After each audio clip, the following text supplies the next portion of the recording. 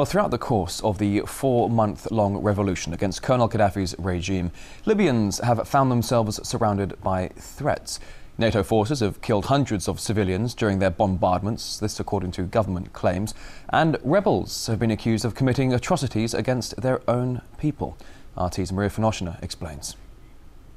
This family hasn't had a walk, quiet and peaceful like this one, for months. They've escaped from the Libyan rebel stronghold of Benghazi to hide in this refugee camp in the west of the country after life in their native town became a nightmare.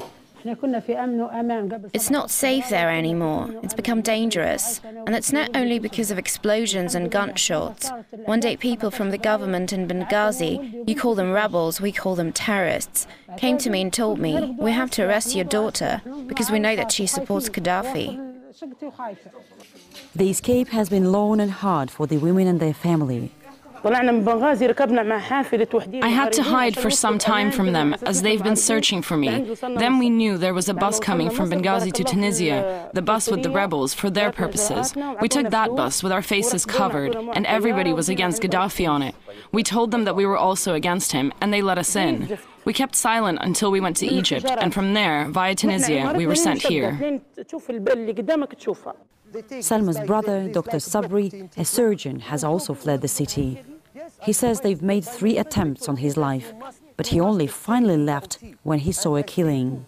And they take him from ICU and killing him in front of ICU and hanging his body on the wall of the Jalaa hospital. The doctor says people from the National Transitional Council were behind it. This is the rebels' official political body, set up after the revolution in Libya started in the mid-February. Its members are recognized by many countries throughout the world as the only legitimate representatives of Libya.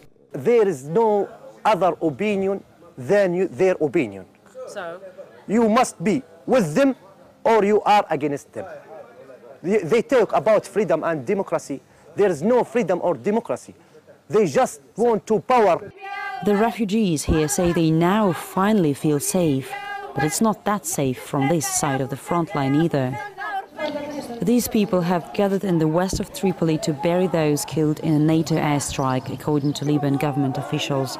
A bomb landed on a private compound and flattened it, killing 15 people, including 3 kids. We have been calling for peace and negotiation for months, and no one wants to listen to us. And now we have to pay a very heavy price of casualties, civilian casualties, and also military casualties. I think the time has come for the world to understand that this conflict has to come to an end immediately. Which is very unlikely to happen anytime soon. The newly dug ground in this cemetery is still fresh, while NATO has already claimed that the operation to protect civilians must go on. With clashes continuing in Benghazi and NATO intensifying its bombardment of Tripoli, both eastern and western parts of the country are perilous to stay in, and people are dying on both sides of the front line. Many here on the ground fear that when the democracy the West talks about will finally come here, there will not be enough people left to experience it. Maria Finoshina, RT, reporting from Western Libya. Criminals and barbarians. That's how Colonel Gaddafi called NATO states following a recent airstrike that killed civilians. The alliance has said that it regrets the deaths. But investigative journalist Michelle Collon, who only returned from the war-torn country just a few days ago, told us here at RT that innocent lives mean nothing to the coalition that's only in Libya for financial gains.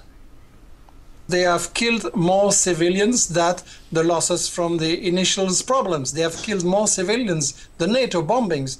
So the real idea is not protect civilians. The real idea is to achieve the economical, strategical interest of the West, USA and Europe. I mean the oil.